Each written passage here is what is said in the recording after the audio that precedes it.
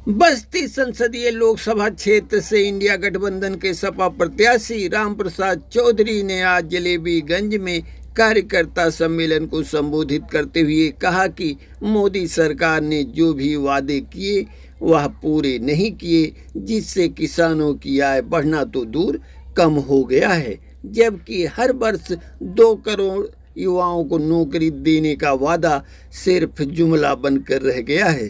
श्री चौधरी ने कहा कि भला हो किसानों की जो 13 महीने तक दिल्ली के बॉर्डर पर आंदोलन कर अपनी जमीन को बचा लिया, नहीं तो मोदी सरकार ने किसानों को अपने खेत में मजदूर बनाने की साजिश की थी। इस अवसर पर कप्तानगंज के विधायक कविन चौधरी ने कहा कि भाजपा प्रत्याशी आज मोदी योगी के नाम पर वोट मांग रहे हैं। श्री चौधरी ने कहा कि गरीब किसान, नौजवान एवं छोटे व्यापारी अब इनके झांसे में आने वाले नहीं हैं। वहीं रुधौली के विधायक राजेंद्र प्रसाद चौधरी ने कहा कि कल अम्बेडकर जी की जयंती धूमधाम से मनाई गई। उन्होंने कहा कि दलित समाज के लोग भी संविधान बचाने को लेकर जागरूक हैं और भाजपा को हराने के लिए इंडिया गठबंधन को वोट करने का मन बना लिया है।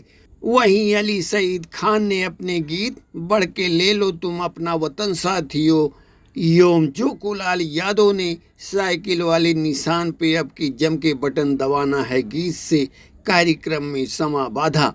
कार्यक्रम का संचालन रन बहादुर यादव ने किया, जबकि इस अवसर पर नोहर यादव, अर्जुन यादव, पप्पू राजभर, गुलाम हुसैन, राजेश चौधरी, सुनील यादव, अमन यादव, हेमंत सिंह, लकी सिंह, अभय सिंह आदि लोग उपस्थित रहे।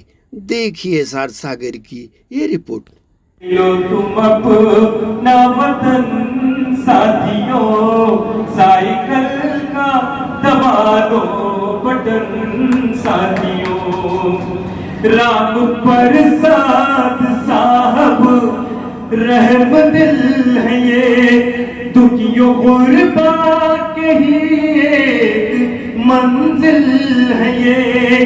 काम ये सर्वजन का है करते बहुत, डूबती कश्तियों के तो साहिल है ये। मंत्री जी हैं हमारे रतन साथियों, साइकिल का दबा दो बटन साथियों। बढ़ के ले लो तुम अपना वतन साथियों, साइकिल का दबा दो बटन साथियों।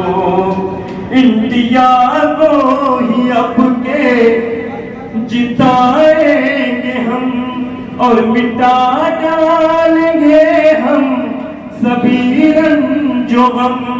वादा करते हैं राहुल प्रियंका बहन, मुल्क में अब न होगा, मुल्क में अब न होगा किसी पे सितम।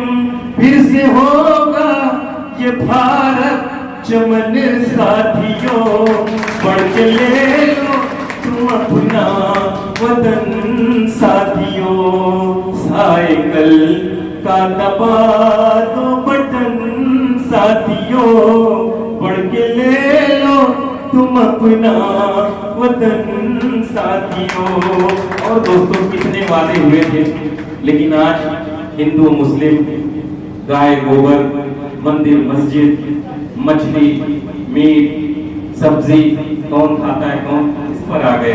जबकि कहा था तमाम वादे किए थे कि अच्छे दिन आएंगे दोस्तों, वो हमारे अभी तमाम हमारे बहुत तगड़ा से रखेंगे अपनी बात। इतना बटन दबाना है कि दिल्ली में माननीय मंत्री जी जाए और इंडिया गठबंधन की सरकार बने, तभी हमारा संविधान बचेगा और तभी हमारा लोकतंत्र बचेगा। इसलिए साइकिल वाले निशान पे अब की जम के बटन दबाना है और इंडिया गठबंधन की सत्ता अब दिल्ली में लाना है। अरे इंडिया गठबंधन की सत्ता अब दिल्ली में लाना है। अरे मंत्री जी की साइकिल अब की तो मंत्री जी की अरे दिल्ली जाने वाला है और हिलेगी कुर्सी, मक्कारों का समय बदलने वाला है। अरे हिलेगी कुर्सी, मक्कारों का समय बदलने वाला है। आज तमाम दल के लोग बात कर रहे हैं, ये अहंकारी लोग अगर 24 में आ गए तो हमारे आपको जो बाबा साहब भीमराव अम्बेडकर जी ने जो सबसे बड़ी ताकत दे रखी है, वोट का अधिकार। चाहे कोई करोड़पति हो, चाहे कितना भी गरीब आदमी हो, हर व्यक्ति को एक वोट देने का अधिकार बाबा साहब भीमराव अम्बेडकर जी ने दिया, कहीं वो हमसे छीन ना लिया जाए।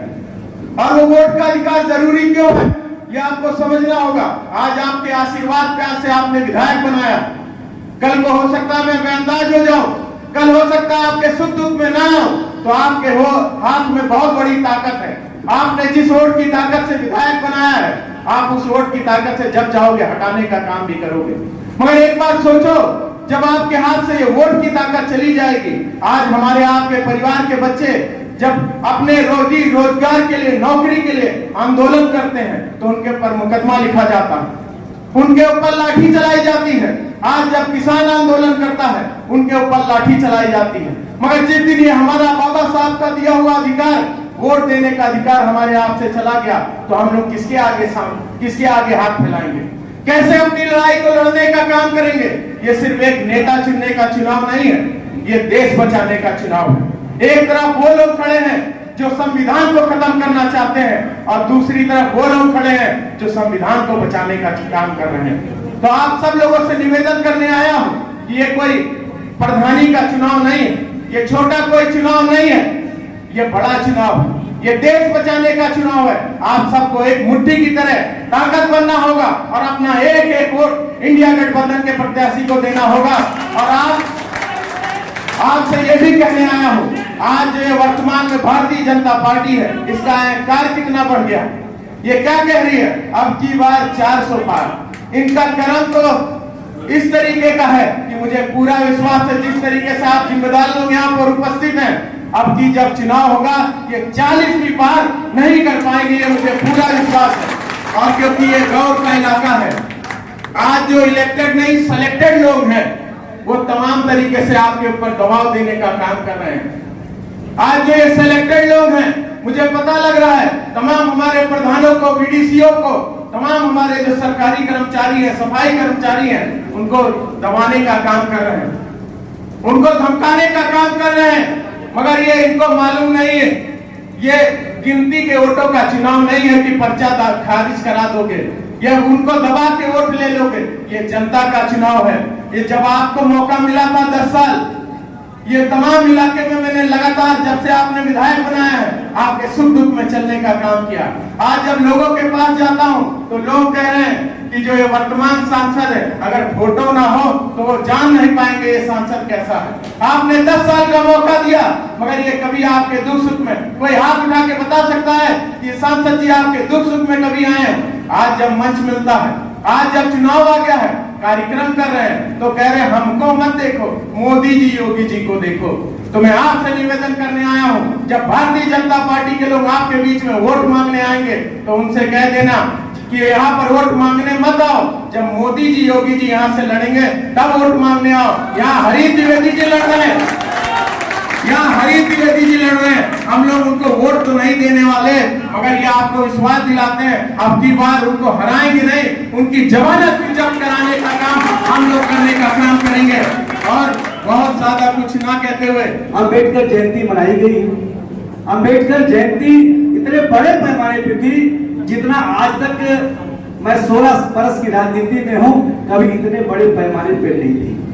अंबेडकर जयंती का उत्साह इसलिए ज्यादा था कि लोगों के मन में है कि संविधान खतरे में है, संविधान खतरे में है तो हमारी नागरिकता खतरे में है, नागरिकता खतरे में है तुम्हारा आरक्षण खतरे में है, आरक्षण खतरे में है तो मेरे सपने डिप्टी सीएम पीएम, हमारे सपने एसपी डीएम का खत्म होने वाला है।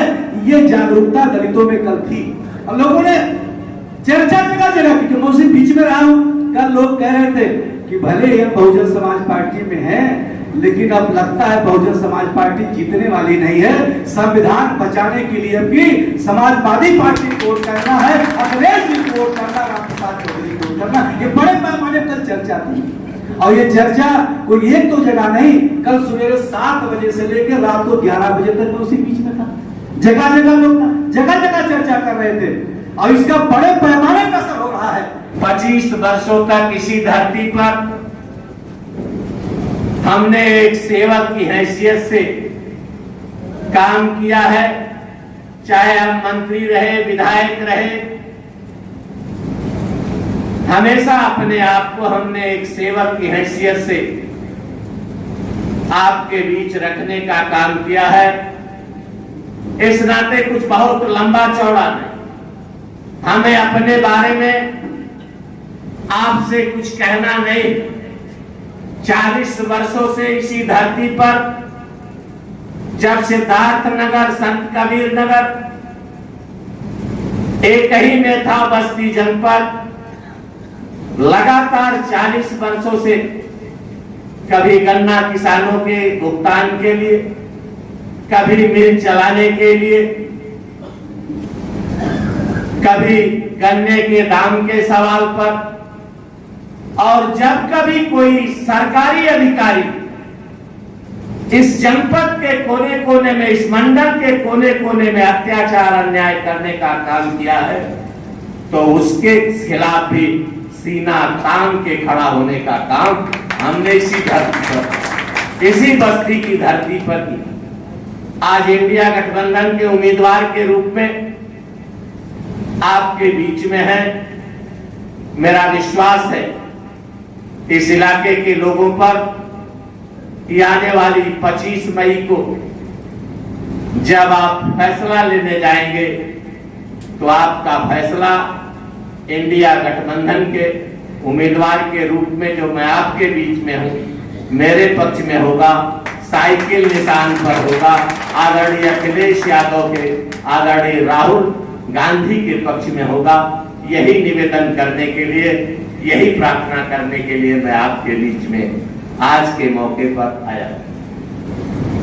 हम सारे लोग किसान परिवार से आते हैं। इसमें बैठे हुए 95% लोग, 97% लोग किसान परिवार से आते हैं। इसकी आमदनी दूना, किसान की लागत, खेतों पर लागत दूना होने का काम हुआ, किसान की आमदनी दूना नहीं। किसान की आमदनी कैसे दूना? जब किसान के खेतों में काम आने वाली कीटनाशक दवाएं, बीज, ट्रैक्टर, कल्टीवेटर, रोटावेटर, डीजल, जब उसके दाम आप दूना करने का काम, आप किसान के खेतों में काम वाली वस्तुओं पर 28% से जीएसटी वसूल करोगे तो कैसे किसान की आमदनी तब दूना होगी जब उनको उनके खेतों से बोझ कम किया जाए। ये काम आदरणीय अखिलेश यादव जी ने सिंचाई, नहरों की सिंचाई माफ करके, ट्यूबवेल, जो सरकारी ट्यूबवेल थे उसके पानी को माफ करके किसानों से बोझ कम करने का काम समाजवादी पार्टी की सरकार ने। आपने कौन सा ऐसा काम किया